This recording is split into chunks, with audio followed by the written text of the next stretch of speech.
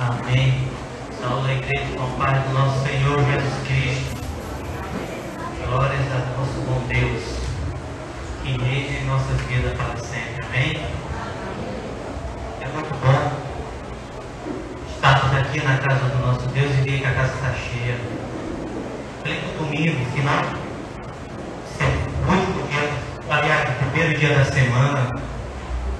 Podemos estar em qualquer outro lugar, mas vocês escolheram hoje, nesse momento, estar aqui na casa do nosso Deus para escutar um pouco da palavra dele, para estar reverenciando a Ele, para estar louvando a Ele.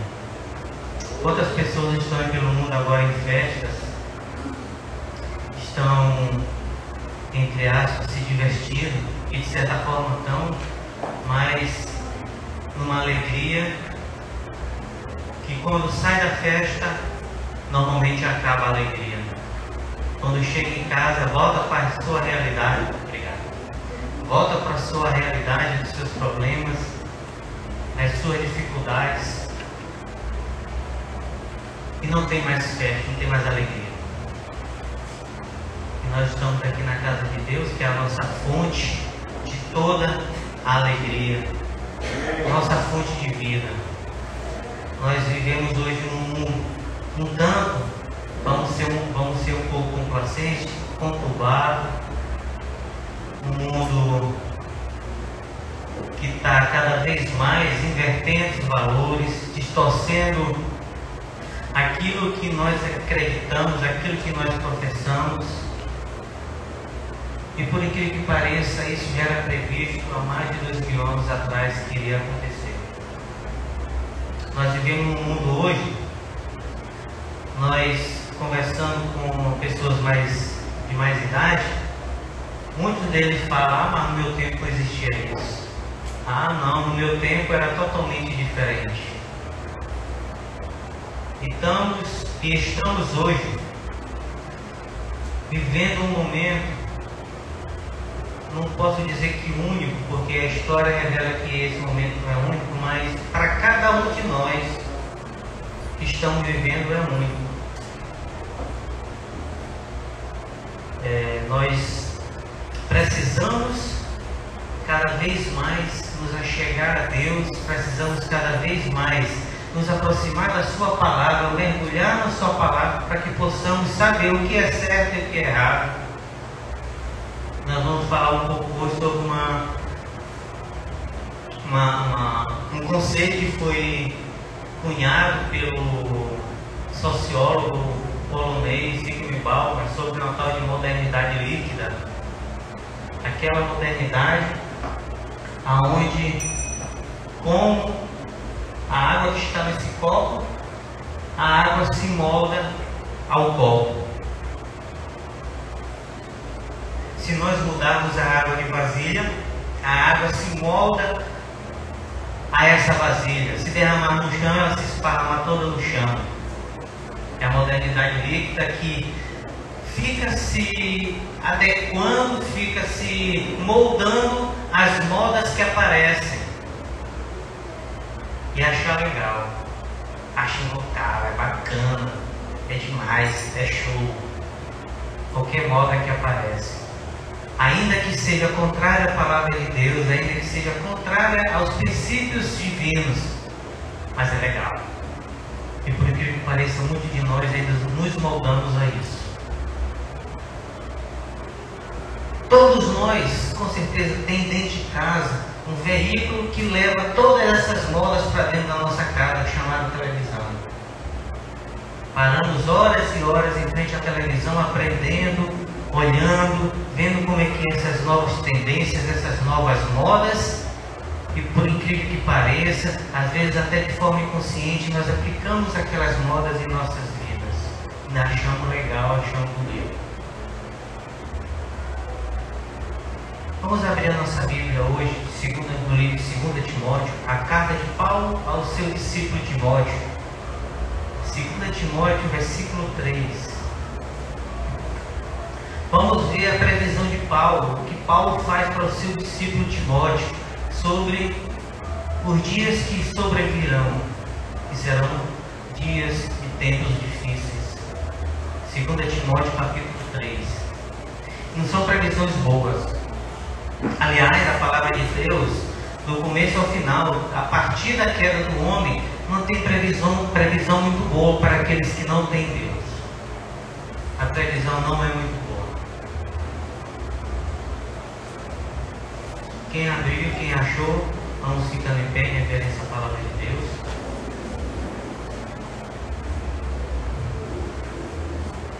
Segunda Timóteo capítulo 3. Paulo escrevendo ao seu discípulo Timóteo.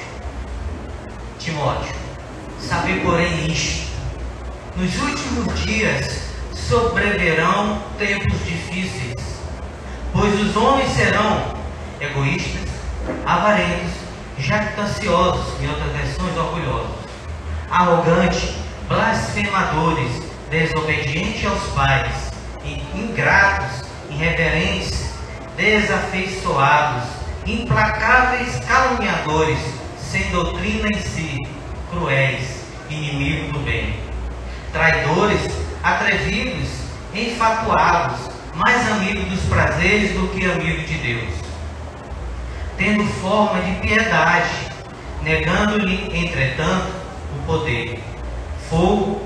Foge, Timóteo, também destes, pois dentre estes se encontrarão os que penetram sorrateiramente nas casas e conseguem cativar mulherinhas sobrecarregadas de pecado, conduzidas de vãs paixões, que aprendem sobre e jamais podem chegar ao conhecimento da verdade. E do modo porque James e Jambres resistiram a Moisés, também esses resistem à verdade. São homens de todo corrompidos na mente, réprobos quanto à fé, ou reprovados quanto à sua fé.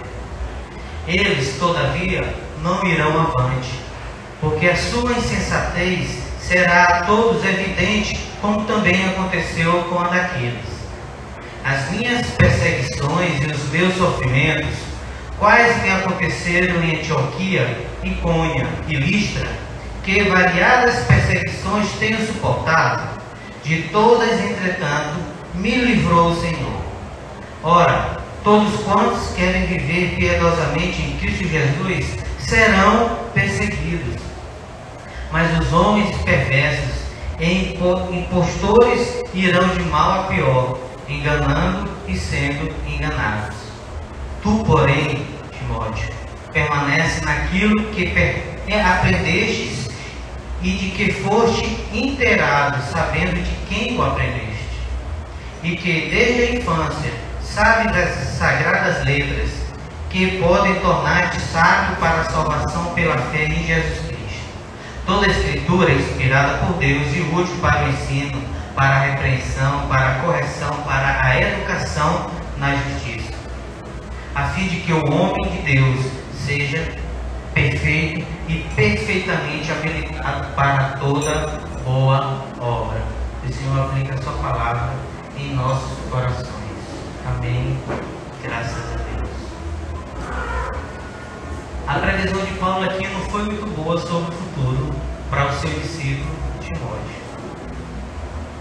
Temos aqui inúmeras qualidades que são atribuídas a muitas pessoas, mas com certeza são qualidades que eu acho que ninguém aqui gostaria de ter.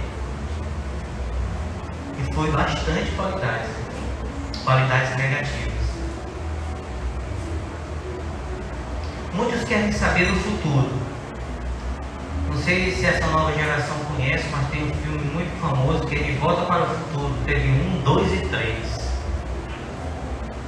Onde vai para o futuro, ajeita e conserta algumas coisas do passado para que quando ele volte para o futuro esteja da forma que ele for melhor para ele. Será que seria bom se nós soubermos o futuro? Para que nós hoje pudéssemos consertar ou ter alguma postura adequada para algum tipo de coisas que irão acontecer em nossas vidas? Mas Paulo prevê algumas coisas aqui. Ele começa no primeiro capítulo. Nos últimos dias sobrevirão tempos difíceis. Timóteo, que era o pastor, que era discípulo de Paulo, recebe uma carta dizendo que, além do que os problemas que ele está passando, os dias futuros ainda vão piorar. Te anima, Timóteo. O negócio ainda vai piorar para ti.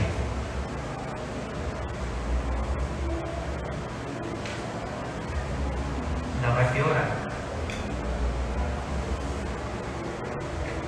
E ele segue. Agora eu pergunto para a igreja. Esse texto que eu acabado de ler, essa parte, essa porção da palavra, tem alguma semelhança com os dias de hoje? Tem alguma coisa que se parece com os nossos dias? Será que hoje a sociedade como um todo, de uma forma geral, é dessa forma? E isso foi escrito há mais de 2000 anos atrás. Hoje nós vivemos uma sociedade onde quando nós ligamos a televisão, ligamos a TV para assistir o jornal, às vezes dá vontade até de desligar, que as notícias a maioria não são boas. Digamos que tem 10 assuntos no jornal, 9 são coisas ruins e uma assim mais ou menos. São guerras, é a decadência da política, é fome, é peste, e agora é pandemia. E não tem notícias boas, e a previsão é que piora.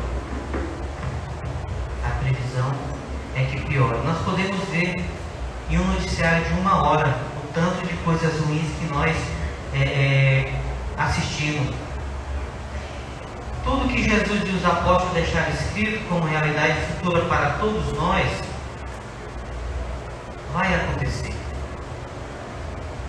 A questão é de que lado é que eu estou? Aonde é que eu vou me posicionar? Do lado de Cristo ou do lado do mundo?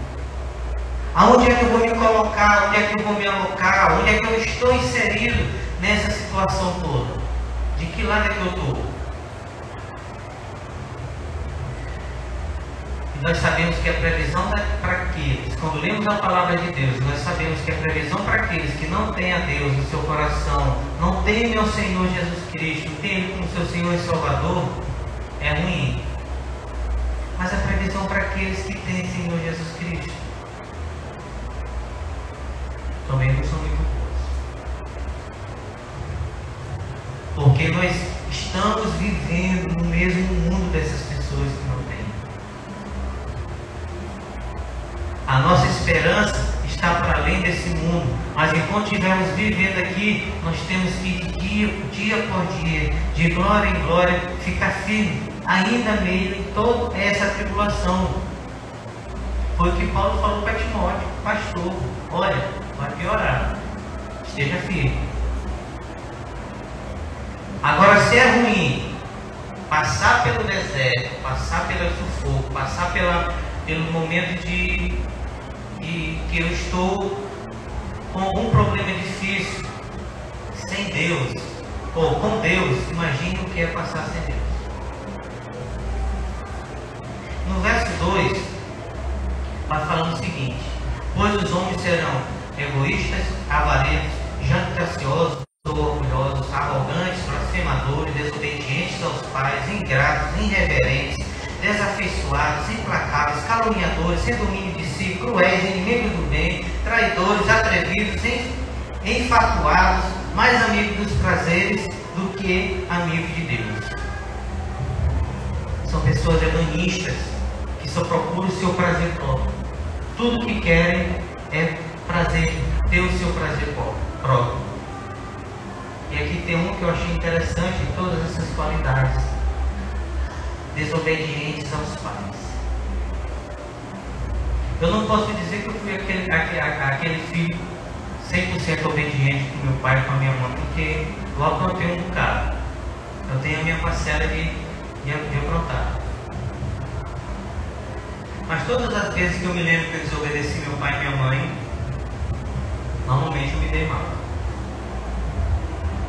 Normalmente eu me dei em algumas situações que não cabe falar agora, foi extremamente complicado. O pior é que temos como pessoas que insistem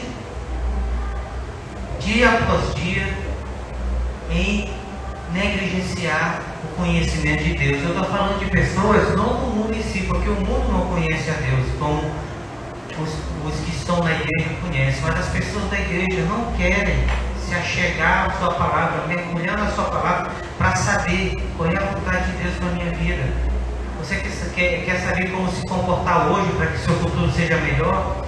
Leia a palavra de Deus. Busque a sabedoria de Deus. Busque os princípios divinos que está em sua palavra. E você terá uma vida melhor. Muitas das vezes nós temos uma vida, simplesmente uma vida religiosa. Uma vida que, se eu fizer isso, para eu ter a bênção de Deus, para eu ser de Deus, eu tenho que fazer isso, posso, isso não posso. Isso posso, isso não posso. Não é errado ter esse tipo de coisa, mas a religiosidade não é o que Deus quer. Deus quer que você faça as coisas porque você ama Ele, porque você leu a sua palavra e segue os princípios dele de coração. Não me importa quem faz ou quem deixa de fazer, não me importa o que vão falar de mim. O que importa é que eu quero agradar a Deus. Temos que saber qual é a vontade de Deus para que em nossos dias nós possamos trilhar um caminho aonde possamos ser mais que vencedores conforme o poder que em nós opera, não conforme a minha vontade, não conforme o meu querer. Temos que manter a estabilidade espiritual e o caráter para que possamos vencer o pecado que há em nós. E para isso nós temos que ter um amadurecimento espiritual, um amadurecimento na sua palavra, na palavra de Deus, para que nós possamos verdadeiramente saber o que é certo e o que é errado, principalmente em nossos dias. Em nossos dias, onde a gente liga a televisão no programa, está lá um psicólogo falando que não pode corrigir o seu filho de tal forma, de tal maneira, porque vai traumatizá-lo. Na semana seguinte tem um outro que fala, não, você tem que corrigir seu filho, que ele tem que ter parâmetros, ele tem que ter limites. E aí, muitas pessoas, por não saber como se guiar, o que fazer, ficam sem saber o que fazer. Um dia, comer ovo é a melhor coisa do mundo. No outro dia, comer ovo é a pior coisa do mundo. E nós ficamos sem saber o que fazer. Eu me lembro que na época dos meus pais, eles tinham certeza do que eles faziam. Hoje ninguém tem mais certeza de nada. Hoje ficam alguns pais que eu conheço, alguns casais que eu já conheci, ficam com medo de corrigir seus filhos, porque tem medo dos filhos ficarem com raiva dele. Na minha época, o pai e a minha mãe tinham certeza do que tinha que fazer, que era corrigir. Não tinha essa dúvida não. Hoje, paira sobre a sociedade essa indecisão. No versículo 5 ele continua dizendo: tendo forma de piedade, negando-lhe entretanto o poder, foge também destes, pois entre estes se encontram os que penetram sorrateiramente nas casas e conseguem cativar mulherinhas sobrecarregadas de pecado, conduzindo de várias paixões. Temos de forma de piedade. Nós não temos escrito na testa de ninguém: eu sou fiel a Deus, não, eu estou disfarçado, não, eu não quero Deus. Tem muita gente disfarçada. Tem muita gente que no nosso serviço, na nossa escola, na faculdade, até dentro das igrejas. E nós, para sabermos como se posicionar diante das atitudes de algumas pessoas, temos que ter alguns conceitos formados. Não são preconceitos, porque são conceitos diferentes. Quando eu tenho um preconceito, é porque eu sou contra alguma coisa que eu nem conheço, eu nem sei o que é. Então eu crio um preconceito antes de conhecer aquilo.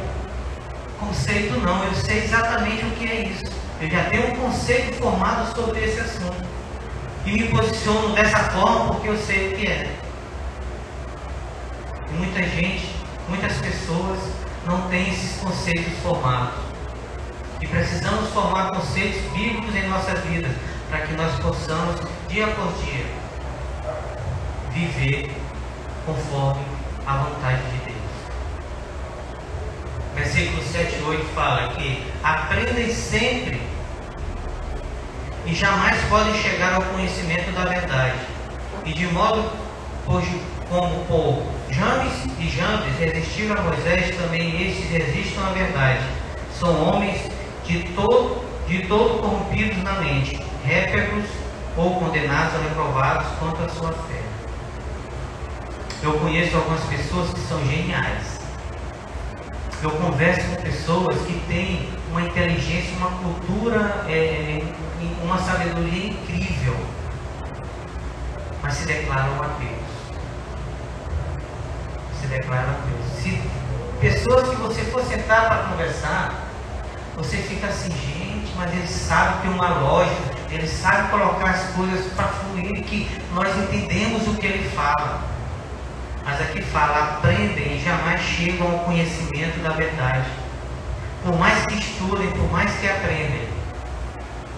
Mas o conhecimento da verdade, porque a verdade para nós, segundo a palavra de Deus, não é um simples conceito. A verdade é uma pessoa. A verdade é uma pessoa.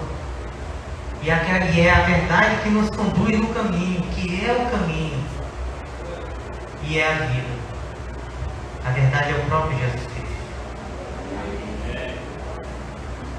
Ah, mas hoje é assim, hoje não existe mais aquela verdade absoluta.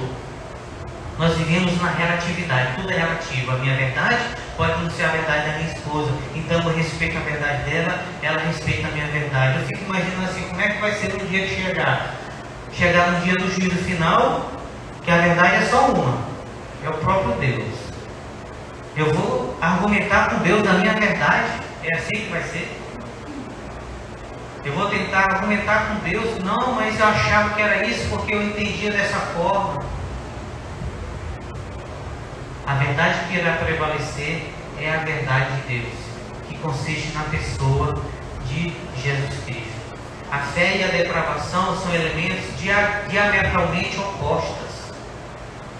A fé vai para um lado, a depravação vai para outro, totalmente contrário. Quem tem a mente dominada pela depravação carnal não tem como seguir o caminho de Jesus Cristo, de forma nenhuma.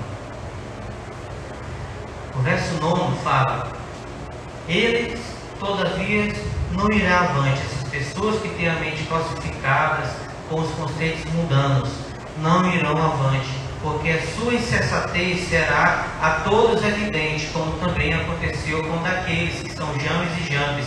Não se sabe exatamente quem era Janes e Jambres, mas os estudiosos apontam para aqueles magos que foram contra Moisés, quando foi falar com o faraó, que eram consideradas pessoas intelectuais, magos, que eram conhecedores de tudo, que foram contra Moisés. E as pessoas que se comportam sem Deus serão como esses, irão de mal a pior, não irão avante. E eles se firmam na sua insensatez, mas no decorrer da sua caminhada, eles irão conhecer que nem eles sabiam de muita coisa. Agora, a partir do verso 10, Paulo muda o tom da sua fala, passa a dizer ao seu discípulo Timóteo como ele deve proceder diante de todo esse cenário que ainda está por vir. Ele fala para Timóteo: do jeito que a coisa está ruim, mas vai piorar. Os dias que virão serão tempos piores, porque terão pessoas que vão ser assim. Mas a partir do 10 ele fala o seguinte: tu, porém, Timóteo, tens seguido de perto o meu ensino, procedimento, propósito, fé, longanimidade, amor e perseverança. Alguém sabe me dizer o que são essas coisas? Está lá em Gálatas 5:23. Mas o fruto do Espírito é amor, gozo, paz, longanimidade, benignidade, bondade, fidelidade, mansidão, domínio próprio. E contra essas coisas não há lei. Não existe nenhuma lei que proíba esses atributos, esses favores que o fruto do Espírito Santo gera. Não existe lei contra isso. E é isso que nós devemos buscar. É isso que nós devemos almejar em nossas vidas, todo dia. As verdadeiras coisas que temos que buscar de perto. Onde é que nós vamos encontrar isso? Onde nós vamos encontrar essas coisas, aprender essas coisas? Onde é que se encontra o fruto do Espírito? Aonde? Aonde?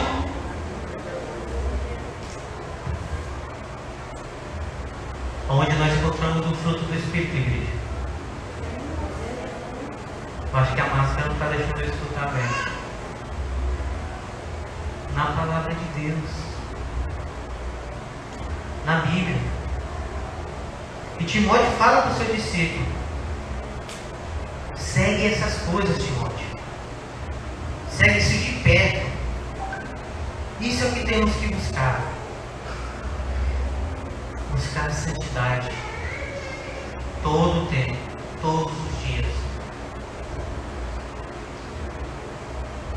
E como é que nós vamos buscar essas coisas em meio a esse mundo conturbado que vivemos?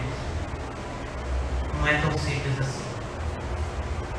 Não é porque nós vivemos, com certeza, se nós formos viver que nós vivemos na sociedade, buscando e se comportando dessa forma, haverá perseguição. Seremos escarnecidos.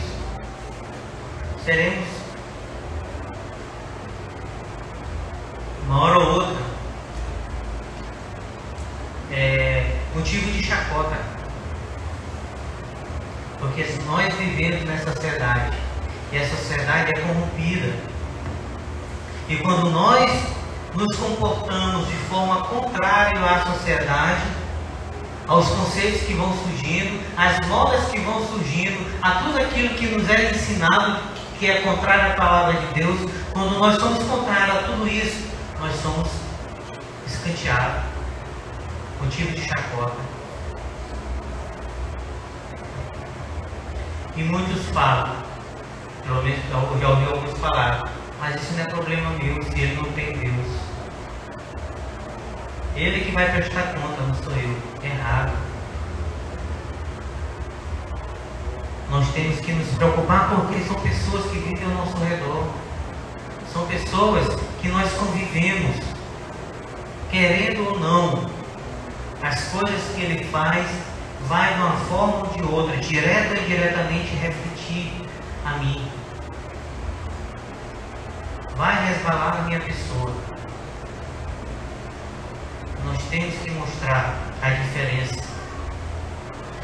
Mas, no versículo 11 ao 13, Paulo fala algumas coisas interessantes. As minhas perseguições e os meus sofrimentos, quais me aconteceram em Antioquia, Icônia e Listras, de variadas perseguições que tenho suportado, de todas, entretanto, me livrou o Senhor. Nós não podemos viver com medo numa sociedade distorcida, corrompida, e ter medo de nos posicionar da forma correta, segundo a palavra de Deus, nos posicionar nos conceitos de Deus, porque aprendemos dele. Não podemos ter vergonha nem medo de nos posicionar, porque ele nos guarda. Ainda que assim nós sejamos motivo de chacota. Se você for ler a história de Paulo, eu me atrevo a dizer que Paulo até sofreu mais do que Jesus. Ele não teve a intensidade do sofrimento de Jesus. Jesus teve uma intensidade muito maior que qualquer acho que juntar todo o sofrimento da humanidade, a intensidade de Jesus foi maior, mas a quantidade do que Paulo viveu, e ainda assim ele permaneceu firme.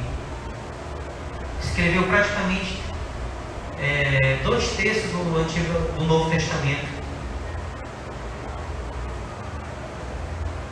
E jamais teve vergonha do Evangelho, que é a palavra de Deus. Jamais. E ele nos garante que em todas essas coisas, entretanto, nos livra o Senhor. 12. Ora, todos quantos querem viver piedosamente em Cristo Jesus serão perseguidos. Serão. Aquele é firme. Todo aquele que vive o Evangelho de Jesus Cristo serão perseguidos. Mas os homens perversos e impostores irão de mal a pior, enganando e sendo enganados. Eles mesmos se enganam entre eles. Apesar da perseguição, nós temos que ser perseverantes na palavra de Deus. Ela nos garante que o Senhor irá nos livrar de todas elas. Agora, do versículo 14 ao 17, Paulo vem relacionar tudo isso que ele falou, todas aquelas qualidades negativas que irão ser apresentadas diante de Timóteo, todo aquele cenário de perseguição, tudo aquilo, ele fecha no 14 e 17, faz uma relação muito interessante. E aqui é que nós devemos ter muito cuidado. Aqui está todo o fundamento, toda a base para podermos vencer tudo que foi dito anteriormente. Verso 14. Tu, porém, permaneça naquilo que aprendeste e que foste inteirado, sabendo de quem o aprendeste, e quem, desde a infância, sabe das sagradas letras, que podem tornar-te sábio para a salvação pela fé em Jesus Cristo. Desde a infância, Timóteo foi ensinado pela sua mãe e pela sua avó. Foi criado na palavra de Deus, no Antigo Testamento.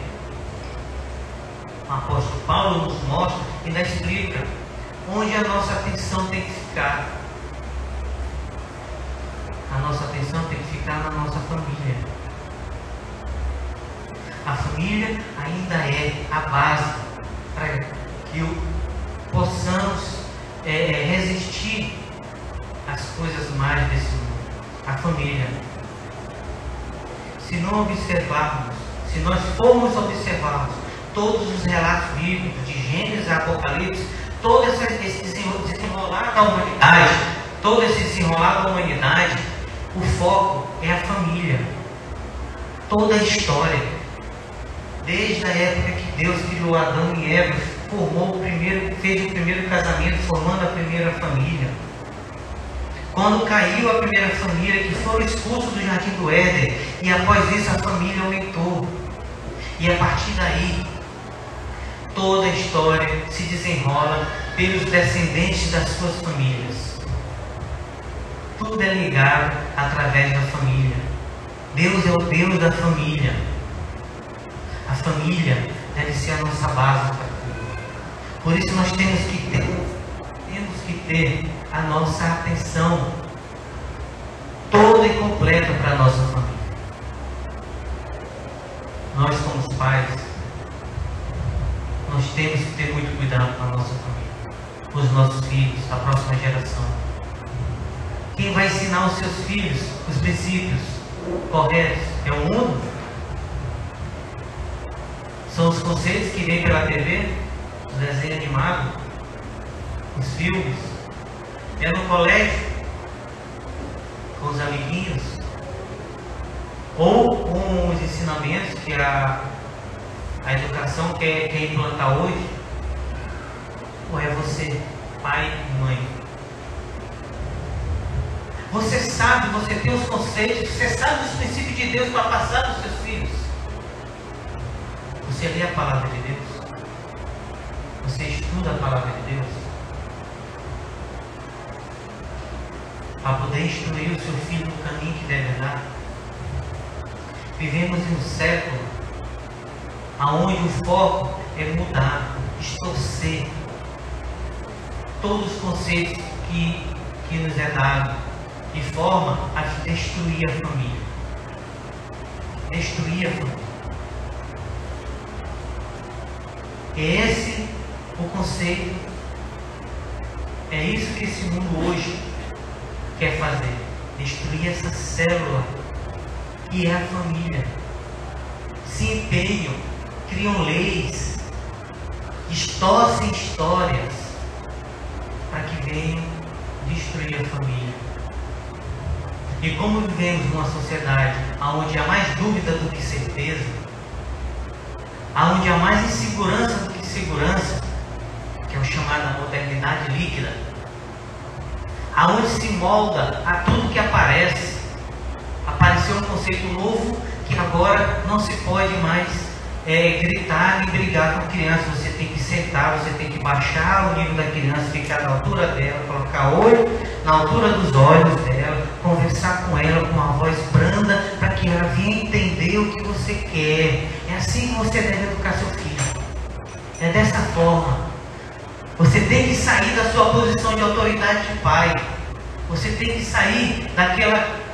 seu filho tem que deixar de ver você como aquele que sabe, como aquele que realmente tem segurança. Você tem que descer para poder mostrar para o seu filho que você é igual a ele. Esse é um dos conceitos que tem por aí.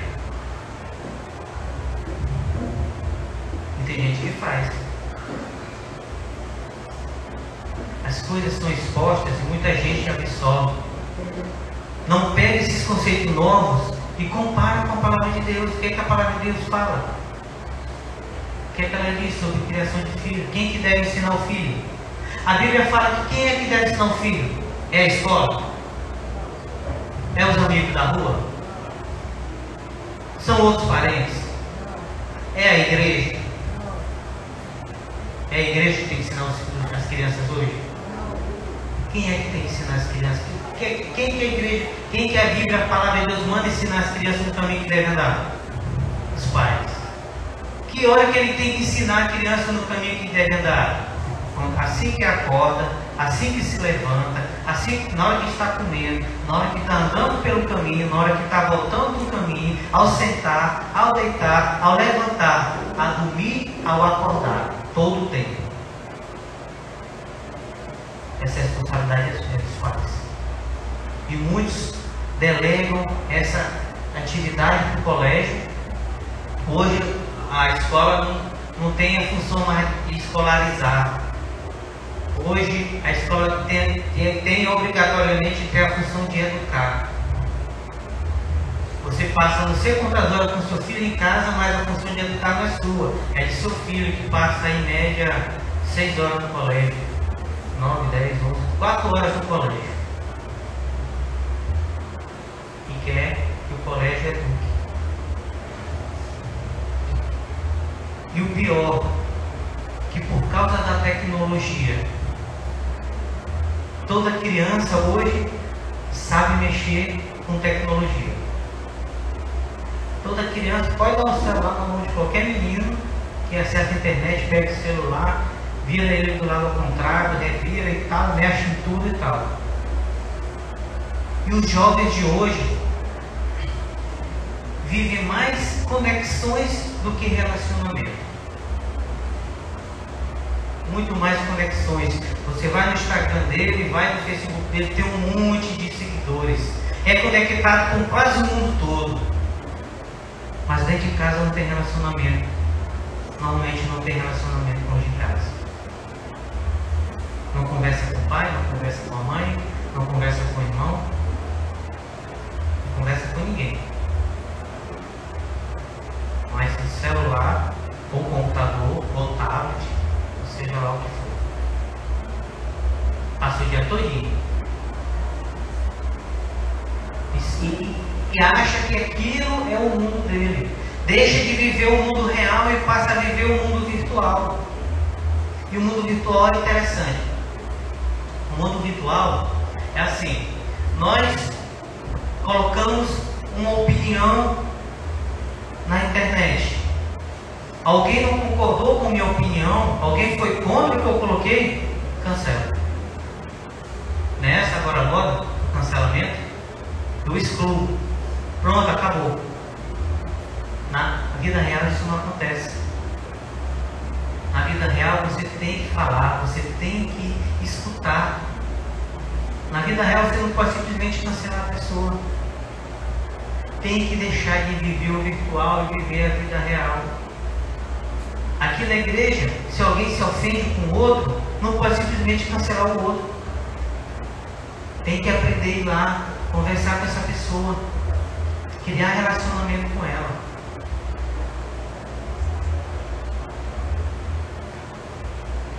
E aí é cancelado. E esse conceito de viver no virtual traz muitas consequências nas nossas vidas. Nós temos que ter muito, mas não é pouco não, é muito cuidado com o que entra em nossas casas. Nós estamos agora num mundo onde o boom, a grande coisa agora é o movimento LGBT. Eu acho que todos aqui sabem agora do novo filme do Super-Homem, né? Foi divulgado aí de todas as formas nas redes sociais. Era a foto do Super-Homem beijando o homem, Super-Homem beijando a Mulher Maravilha, e foi aquela coisa. Mas teve um acontecimento que eu achei interessante, que foi o do jogador Maurício da seleção. Ele fez uma publicação expondo a opinião dele sobre o assunto. Ele foi até tranquilo. Ele ficou sabendo desse novo filme que a DC vai lançar, que é do Super-Homem, onde o filho dele é homossexual. Vai ser lançado aí para quem não está sabendo. Pois é. Em quadrinhos. É em quadrinhos. Revista em quadrinhos. Aí tem a foto lá na internet e tal. E aí ele colocou a opinião dele. Maurício, da seleção brasileira. Ele falou, foi o seguinte, foi simples a colocação dele, a opinião dele. Ah, é só um desenho, não é nada demais. Vai nessa, que vai ver aonde vamos parar. Foi essa a colocação dele. Por causa dessa publicação, ele foi cancelado por todo mundo. Todo mundo cancelou ele. Os patrocinadores dele, o clube por onde ele jogava, demitiu ele. Demitiu. Porque ele expressou a opinião dele em relação a um assunto e foi contrário ao que foi colocado. Não podemos mais, de forma clara, expressar a nossa opinião aí fora, que vamos ser cancelados, vamos ser rejeitados. Como é que estão ensinando os nossos filhos a respeito desse assunto? Se estamos falando desse assunto dentro de casa. Nós não podemos nos calar. Enquanto igreja do Senhor Jesus Cristo, nós não podemos simplesmente ficar ali quietinhos, podemos falar. Não podemos deixar de apontar o pecado. Porque se nós fizermos isso, assim como ele está sendo calado, assim como ele está sendo bloqueado, assim como ele está sendo rejeitado, a nossa igreja também um dia vai chegar nessa situação. Vão se criar leis onde vai ser proibido num púlpito se pregar sobre a verdade. Simplesmente porque nos anulamos, não falamos nada, não nos posicionamos a respeito do assunto. Pessoas cancelam outras pessoas porque não concordam com o posicionamento político dele. Não, cancela, sai.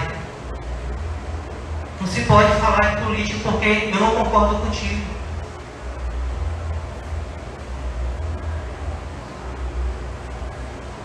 Onde é que nós vamos viver? Como é que nós vamos viver?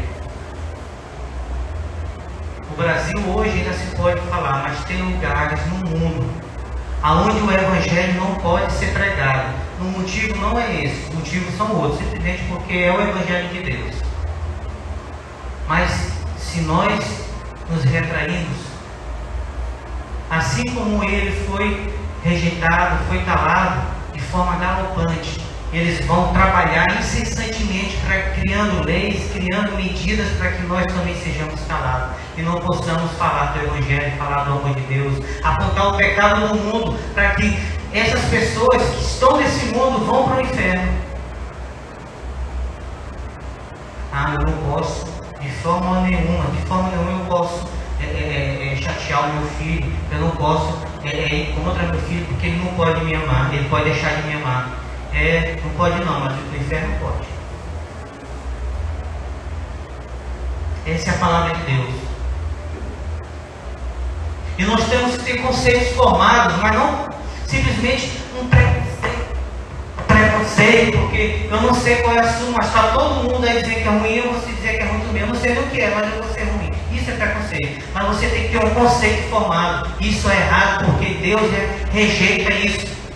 Isso é pecaminoso. Isso desagrada a Deus. Por isso. Conceito. Não preconceito. Conceito formado. Maurício de Souza foi rejeitado porque cometeu crime inafiançável de não concordar com o movimento LGBT. Está virando uma ditadura onde a mídia está comprando essa briga. Esse movimento fala que você, pai, não tem o direito de dizer que achar o que é certo e o que é errado para o seu filho. Diz que você não tem o direito de fazer isso. E achar que certas coisas é adequado para o seu filho e outras coisas não são. Seu filho tem que viver tudo, depois que ele crescer, ele escolhe. Nós temos que nos posicionar para que nós não venhamos perder o direito de falar da palavra de Deus, de falar do Evangelho. E porque muitas pessoas se calam, porque muitas pessoas não falam isso dentro de casa, não cuidam da sua família, é que vem acontecendo o que Paulo fala nos primeiros versículos desse capítulo. É por causa disso, porque os pais não instruem seus filhos no caminho que devem andar. Muitos homens são egoístas, avarentos, jactantes, arrogantes, blasfemadores, desobedientes dos pais, ingratos, irreverentes, desafeiçoados, implacáveis, caluniadores, sendo domínios de si, cruéis, inimigos do bem, traidores, atrevidos, afeituados, mais amigos dos prazeres do que amigos de Deus. Porque o pai não ensina o que é certo e o que é errado. Porque a mãe não ensina o que é certo e o que é errado.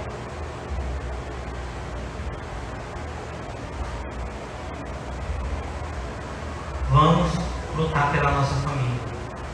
Vamos instruir os da nossa família. Vamos buscar a Deus para que nós possamos seguir no caminho correto. E para concluir, Paulo fecha nos capítulos 16 e 17. Tendo a Escritura, toda a Escritura é inspirada por Deus e é útil para o ensino, para a repreensão, para a correção e para a educação na justiça. Toda a Escritura, não é só um livro ou outro, é toda ela. Ela é útil para o ensino. Você está aprendendo com a palavra de Deus? Seu filho está aprendendo com a palavra de Deus? 17. A fim de que o homem de Deus seja perfeito e perfeitamente habilitado para toda boa obra. É através da palavra de Deus, através da Bíblia. Nós temos na nossa mão o manual do nosso guia de como devemos viver. Está ao nosso alcance. Nunca na história da humanidade a palavra de Deus foi tão acessível como é agora. Lá em casa acho que deve ter umas 30 Bíblias, não tem, gente? Tem umas 30 Bíblias, de várias versões, de várias línguas. Tem Bíblia da mulher, Bíblia da criança, Bíblia não sei o quê. No meu celular eu tenho um aplicativo que tem todas as versões da Bíblia, tem em hebraico, tem em grego. disponível. Não é como antigamente, que para se ter um exemplar da Bíblia, só quem tinha muito dinheiro para mandar fazer uma cópia para ele ter em casa. Não são em países que é proibido se falar da palavra de Deus, e para que quando se consegue um exemplar da palavra de Deus, ele distribui as folhas pelos membros da igreja, onde cada um leva para casa para ler, e depois eles trocam para poder ler a Bíblia toda. E por que não se lê a Bíblia? Por que não se estuda a Bíblia?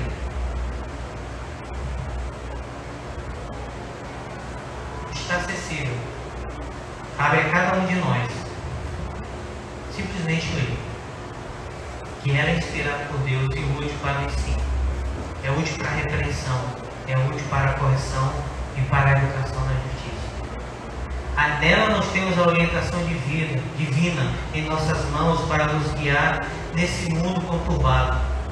Mergulhe de corpo e alma nesse livro, nas Santas Escrituras. E uma certeza nós temos que ter do futuro. Isso nós não podemos negar. Nós temos uma certeza: Jesus voltará. Amém. E de que lado você estará? De que lado você quer ficar? Jesus voltará. Por isso, invista com todas as suas forças, com todo o seu empenho, com toda a sua alma na sua família. Homens, invistam na sua esposa e nos seus filhos.